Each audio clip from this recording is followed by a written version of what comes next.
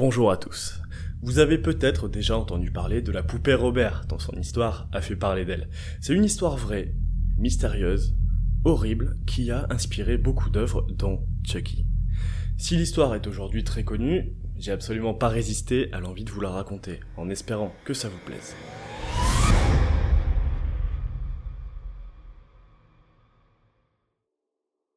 L'histoire commence en Floride en 1906, durant l'enfance du futur peintre et écrivain excentrique Robert Eugène Otto. Alors qu'il n'a que 4 ans, la servante de la famille, venant des Bahamas, aurait fabriqué de ses propres mains une poupée à partir de guenilles et de paille. Cette poupée, elle l'offrira à Robert, le fils de la famille.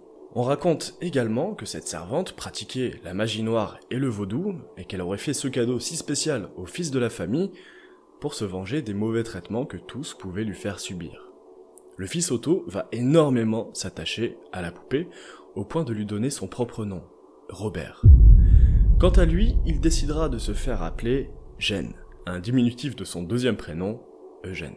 Et à partir de ce moment, Robert et Eugène deviendront inséparables. Eugène se comportait d'ailleurs comme si sa poupée était son frère, allant même jusqu'à prendre différentes intonations pour simuler les réponses de Robert. Néanmoins, il y a quelque chose d'étrange dans ces intonations. Au départ, les parents n'y voyaient absolument rien de suspect. Puis à la longue, ils se sont rendus compte que la voix semblait provenir directement de la poupée, et qu'elle était d'ailleurs beaucoup trop grave pour être celle d'un enfant. Ils affirment même avoir entendu cette voix grave rire au beau milieu d'une nuit. Et justement, une nuit, un des phénomènes les plus étranges arriva. Les parents, dans leur chambre un petit peu plus loin, se sont réveillés en sursaut, dérangés par un énorme vacarme en provenance de la chambre d'Eugène. Et en arrivant dans la chambre, ils ont découvert que tout était complètement retourné. Les meubles à l'envers, cassés, éparpillés d'un bout à l'autre de la pièce, et Eugène, assis dans un coin, en larmes, complètement sous le choc. Il n'arrêtait pas de dire que c'était Robert, le responsable, et que lui n'y était pour rien. Et très régulièrement, dans les jours qui vont suivre, il n'était pas rare de retrouver les jouets d'Eugène complètement détruits, et encore une fois, il accusait systématiquement la poupée. C'est quand même assez bizarre, et ça commence à faire beaucoup. Pourtant, c'est pas les seuls phénomènes étranges qui ont eu lieu.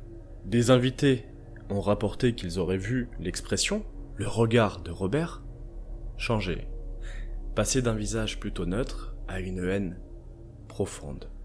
Et un jour, lorsqu'un plombier est venu faire des travaux dans la chambre du fils, il a cru voir la poupée se déplacer toute seule, une hallucination qui l'a quand même poussé à partir en courant en abandonnant ses outils derrière lui. C'est vraiment très bizarre. Et le plus fou dans tout ça, c'est cette fascination d'Eugène pour Robert, une vraie obsession. Et ça a poussé les parents à mettre la poupée au grenier sous scellé pour que Robert et Eugène ne soient plus ensemble. Voilà les quelques phénomènes étranges qui ont pu se produire durant l'enfance d'Eugène. Mais vous vous en doutez, l'histoire ne s'arrête pas là. Des années plus tard, on retrouve Eugène, artiste accompli, marié à une certaine Anne, ses parents sont décédés depuis peu, et ils héritent donc de la demeure familiale des Otto.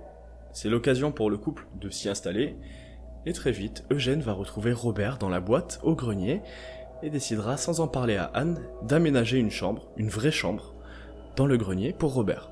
La poupée causera de très nombreux désaccords au sein du couple, Anne ne se fera jamais à la liaison malsaine que son mari peut avoir avec Robert, et ce qui la rendra le plus mal à l'aise, c'est le regard de la poupée. Elle trouve qu'il est particulièrement oppressant. Quelques jours après, Eugène annonce à sa femme que Robert est fâché, et qu'il ne veut plus vivre dans la chambre du grenier. Il l'installe donc dans une des chambres de l'étage, avec fenêtre donnant directement sur le quartier.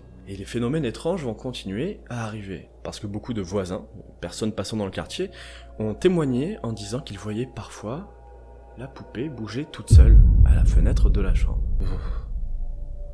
Ça fout des frissons. Les années passent et le comportement d'Eugène empire. Il devient encore plus désagréable, et pas que verbalement. Il se met de temps en temps à casser des meubles, des objets, et il accusera encore et toujours Robert, comme les scènes qu'il a pu vivre durant son enfance. En 1970, il tombe gravement malade et passera les 4 ans qui suivront enfermé dans une chambre avec comme seule présence celle de Robert, qui lui a d'ailleurs sûrement coûté la vie. Et après le décès d'Eugène, sa veuve remettra la poupée dans sa boîte, au grenier, pour ne plus jamais en entendre parler. L'histoire aurait vraiment pu s'arrêter là, mais non. La maison a été mise en vente et c'est une petite fille, alors âgée de 11 ans, qui va récupérer la poupée diabolique. Elle aurait entendu des bruits au grenier et se serait sentie attirée par la boîte de Robert. Très vite, la même histoire se répète. Elle devient complètement accro à Robert et une nuit, elle se met à crier. Les parents sont réveillés, arrivent en courant dans la chambre, tout est retourné sans dessus-dessous et la petite fille accuse le jouet d'avoir tenté de l'attaquer. Elle continuera d'affirmer cet événement pendant près de 30 ans.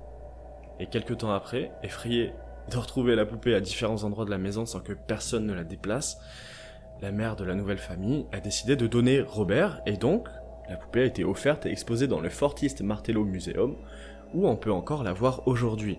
Elle est exposée dans une cage de verre qui ne semble pas l'empêcher de continuer à terroriser les gens, puisque plusieurs témoignages d'employés du musée rapportent avoir vu Robert changer de position sur sa chaise, ou encore l'avoir entendu taper à la vitre de sa cage. Les touristes du musée, eux, se sont énormément plaints de soucis électroniques en approchant de Robert. Les employés, d'ailleurs, y recommanderaient aux visiteurs de se présenter et de demander la permission à Robert avant de le prendre en photo ou de l'approcher, tout simplement.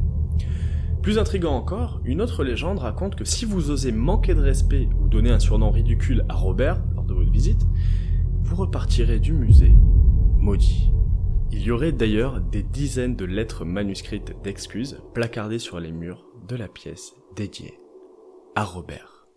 Voilà pour la petite histoire de la poupée Robert. Pour les courageux qui sont encore là à ce moment de la vidéo, je vous invite à marquer « Bonjour Robert » dans les commentaires.